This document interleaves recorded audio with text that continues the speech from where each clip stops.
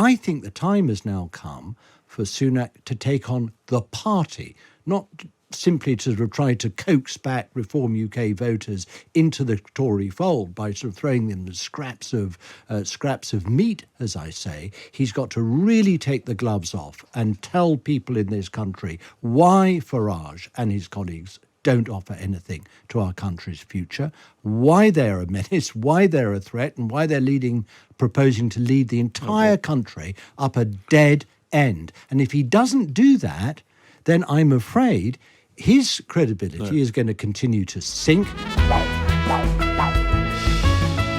Yeah, here we are again then with your bonus question and answer session of how to win an election.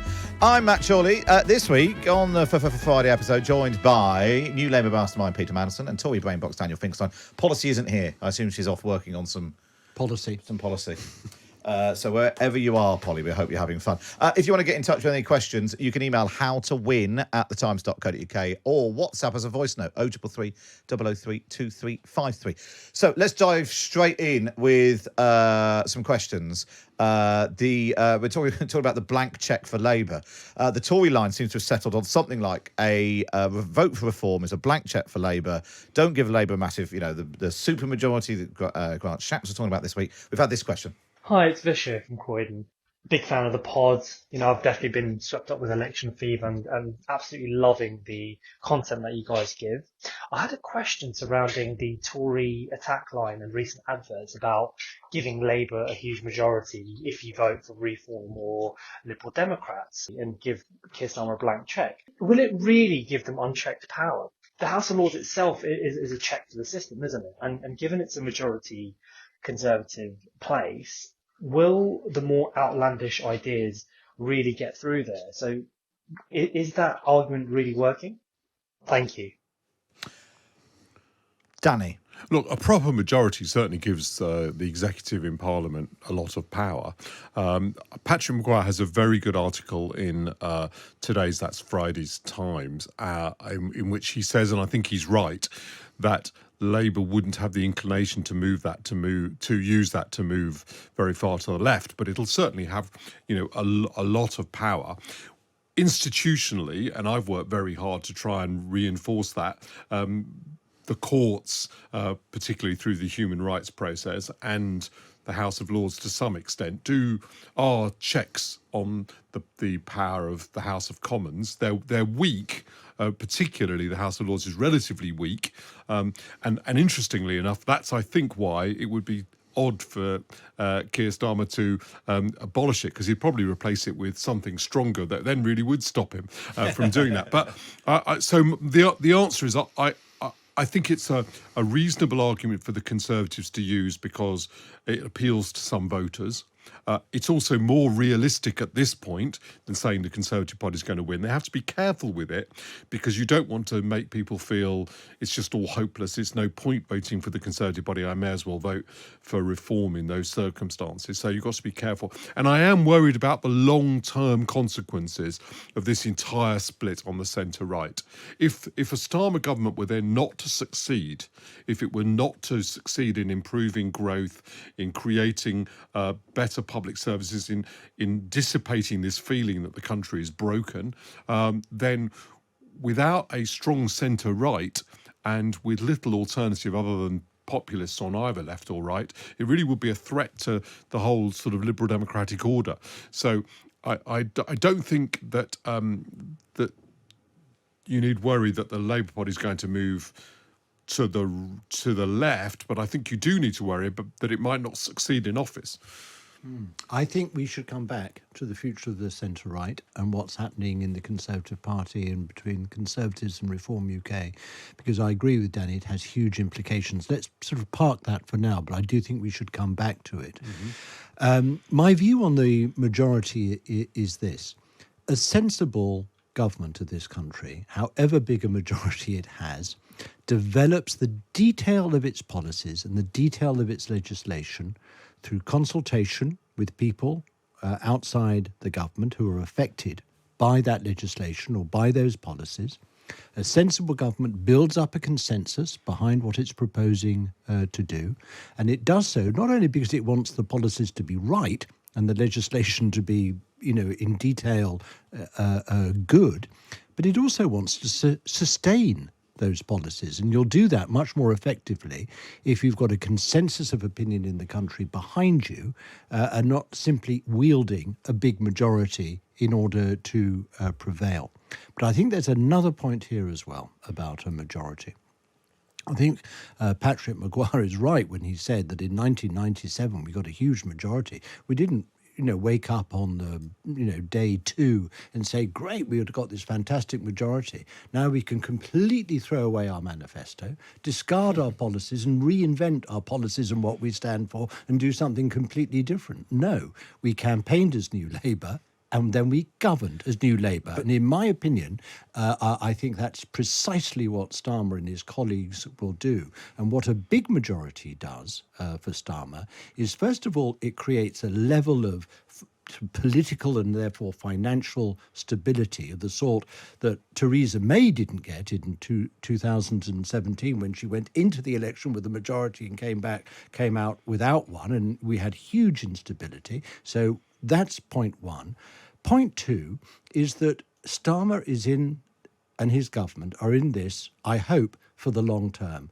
All the things that we need to do to turn around the country is not going to be done in one term, and a larger majority gives them a greater possibility of being in for long enough to see through their programme. And thirdly, not unimportantly, if you get a majority and Starmer gets a personal mandate and good, strong personal authority as a result of the election, he can see off groups, factions, dissenting Labour MPs who might have other ideas about what they want the government to do. So I think a strong majority works very well, certainly for Starmer, certainly for his government, certainly for the long term, and certainly for the stability we need in this country. I suppose the question hanging over all this, and the question hanging over Patrick Maguire's column today, is that he lays out very clearly the people around Keir Starmer, Rachel Reeves, Pat McFadden, Wes Street, and they are New Labour in their tendencies on the right of the Tory party. They are clear about what they are exerting at the moment influence over Keir Starmer. The big question is that Keir Starmer's core, that when left to his own devices with an enormous majority, the reason that it worked with Tony Blair, very good question, is because Tony Blair was in total agreement with all of you around them. Keir Starmer a lot because, and this is sound like an odd observation to begin with. Keir Starmer's 3 days younger than me. In other words, the reason I mention that is because, in other words, we have been through exactly the same political events in our life. Was your dad a toolmaker? No, my dad. Well, he was actually. In fact, my dad was in the Worshipful Company of Scientific Instrument Makers. Very good. There we are. So yes, we were. He was an academic. He worked in the mines in scientific instruments. So he wasn't quite a tool maker, but he certainly was a theorist of tools. So chic. But throughout our lives, we've experienced the same political events and we've reacted to them differently. So Keir Starmer always went to the left of me, sometimes quite a long way to the left of me. But it is also the case in Keir Starmer's life that he then later encounters reality. For example, just to give an example of a much more recent event, he went to Qatar to discuss the Middle East, having previously refused to go to it because of its record on human rights in 2022. In other words, reality tends to temper Keir Starmer. And there are two ways of looking at this. There is the kind of choleric way. Well, he's quite left-wing. He tacks to the right for opportunist reasons. Another poor way of looking at the guy doesn't know what he stands for. But the more reassuring way, and it possibly correct, is that he's somebody who's quite pragmatic and gradually learns from realities, which the Prime Minister will encounter quite a lot. So if you take that more optimistic view, I think Keir Starmer probably will often start with quite idealistic views and then an idealistic sort of broad view, and then and maybe it won't instinctively be immediately where Tony Blair was, but will then move to that position under the pressure of reality. And that's certainly his history. I would prefer a leader, certainly of my own party, to start from an idealistic point of view. I would like a leader to start with a set of values that ground him or her. I'd like them to start with a view of, where eventually they want the country to end up and what sort of society we want to live in, and therefore what sort of economy we need to create to sustain that society. But I also want the leader of the Labour Party to be on the realist wing of the Labour Party. What That's you just not said, left the implication or right. of what you just said is you're not completely convinced that Keir Starmer is in that first bracket. I tell you what I'll tell you. Let me just because this will sort of feed into it. Somebody's emailed in. Jeremy says, "Here's a challenge to Peter Mandelson. Say something critical about the current Labour Party. Both Polly and Danny have been big enough to admit their parties aren't perfect and have or are making mistakes. But you're a bit too cheery and optimistic, apparently." I'm sorry to be optimistic, but you're admitting that Keir isn't. You were saying in an ideal world, I would have a leader of your party who had a core set of principles. It doesn't sound like you're totally sure that Keir does. Well, I do think he does. I mean, that's why I prefer him. That's why I prefer him to start, with a sense of what sort of society he wants to create, anchored in particular principles and particular values. But I also want him, and this is not a left-right thing, I want him to be on the realist wing of the Labour Party. And look, I actually think Keir Starmer's been on a bit of a journey. He came into politics, international politics, not that long ago, in 2015, having had an exemplary record of service to this country as the chief prosecutor and the crime buster and whatever. Brilliant. But he's learned a lot about politics. He's had to learn, I'm afraid, a lot about the Labour Party, which is not some sort of, fluffy, cosy little animal that you'd stroke. No political party is, actually. You have to be quite tough with your party. And, for a long while, in my view, he put sort of unity. Let's all come together and hold hands and sing Kumbaya and, what's wrong with the hard left, and there's the right, and then the Blairites, and then there's let's all come together. Well, actually, politics ain't as simple as that, and the public want you to come down off the fence, and they want to know where you stand. And in this manifesto, I think he's done so. I think he has been on a journey. I now think he's reached a settled position and on a whole waterfront of different policy areas. And I do believe that what you see in this campaign is what you will get from Keir Starmer as Prime Minister. You and I have got sort of different roles, if I may answer that question in another way. This Labour Party is probably going to get a majority of, 150 to 200, maybe more even than that. And Peter's job is therefore to explain what's gone right. And my job is sort of more to explain what's going wrong.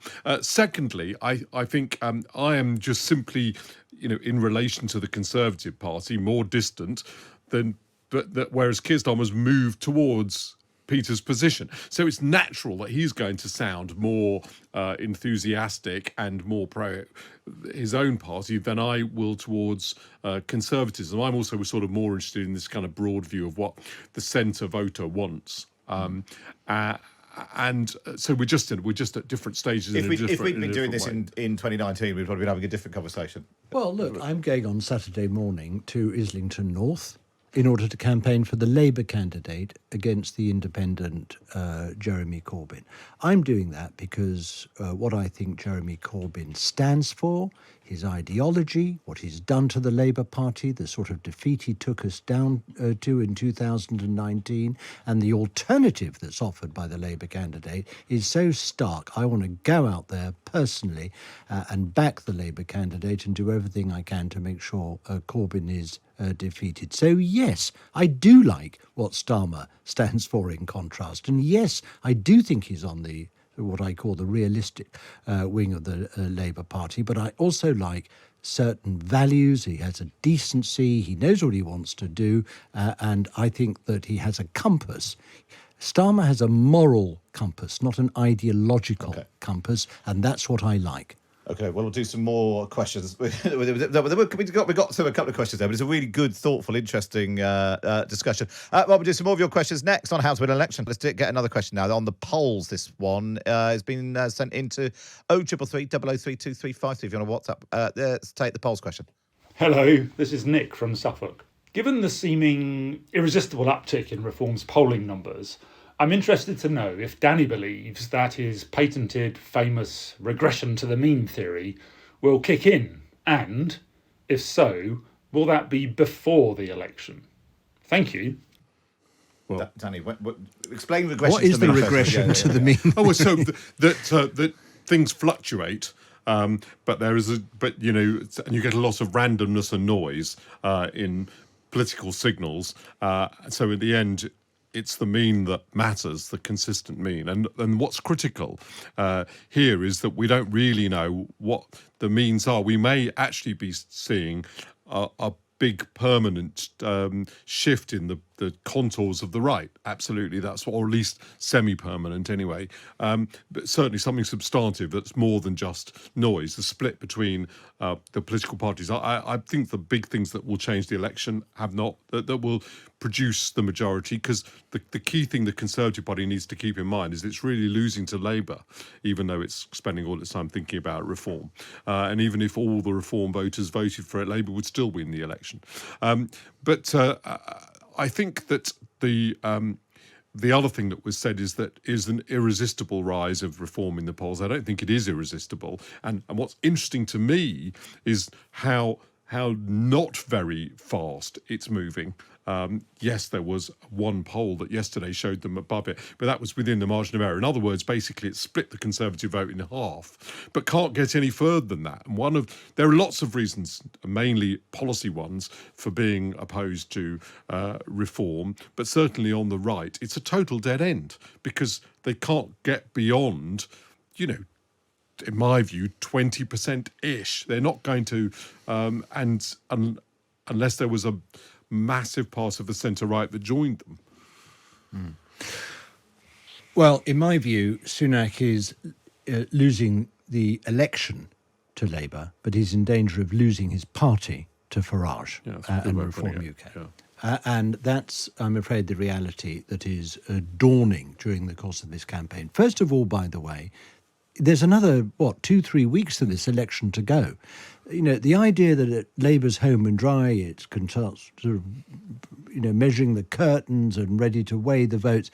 There's a lot can happen in 3 weeks of a campaign. But it does look at the moment as if the Conservatives are losing the election to Labour. That is true. But Peter, I hope you are measuring the curtains, because otherwise you're going to get there, and you're going to get there inevitably, and then just find you haven't got any curtains. So please, Labour should get on literally measuring the curtains, so we don't end up. The curtains are a separate, albeit related, issue to this, and we can come back to that, because I do actually happen to think that Labour should think seriously about how it's going to organise itself in government, because it has to make a success of government after the election. That's really what I meant. So let's come back to that. But you see, I think that in the first half of this campaign, Sunak and his colleagues have effectively, but unsuccessfully, been chasing after Labour. And in a sense, Labour has been chasing after them. They have been trying to win the argument that the country should change from the Conservatives. OK? Now, we had the manifesto yesterday. I think the second half of the campaign for Labour is not what you're changing from, but what you're changing to. The country has to understand what this manifesto is about, what the priorities are, how they're going to go about achieving economic growth, and what the practical first steps are going to be. And that's a big challenge for the Labour Party, and they shouldn't complacently sit on their laurels at this stage of the campaign. They've still got a lot to fight for and a lot of arguments to win over policy. But here's my point. Whilst Sunak and his colleagues have been chasing after the Labour Party and spewing out all these sort of claims and I would say fabrications about their policies, they've been tossing fragments of red meat to Reform UK voters.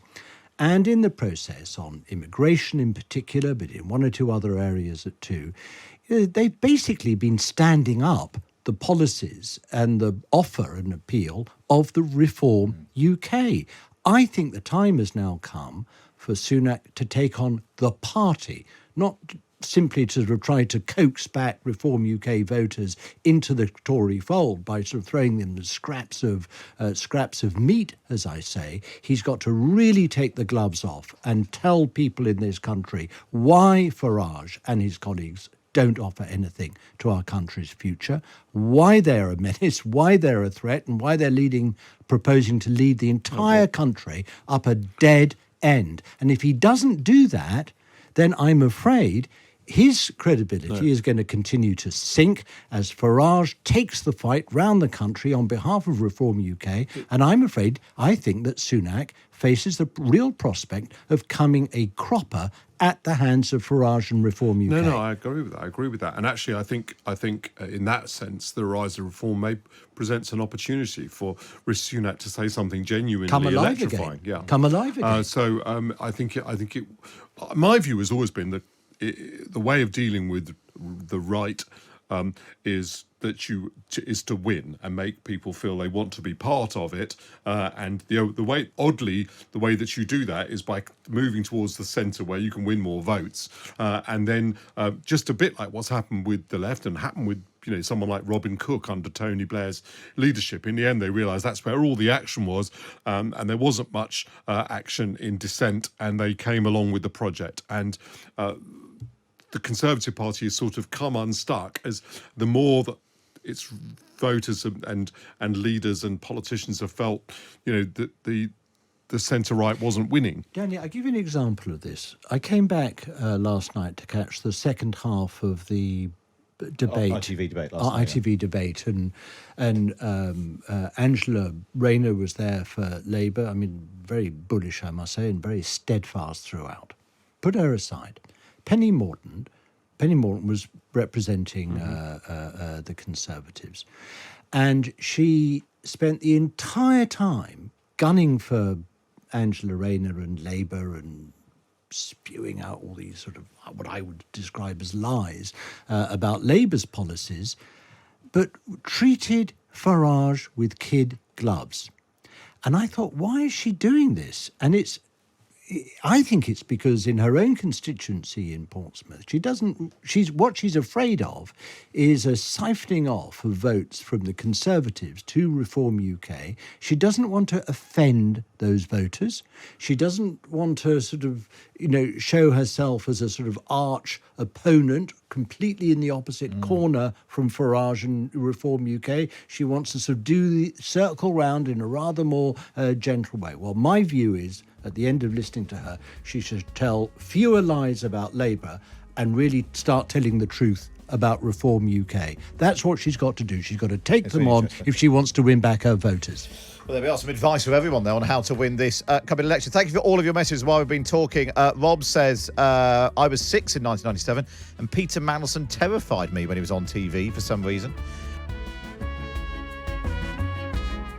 How to win an election, wherever you get your podcasts from.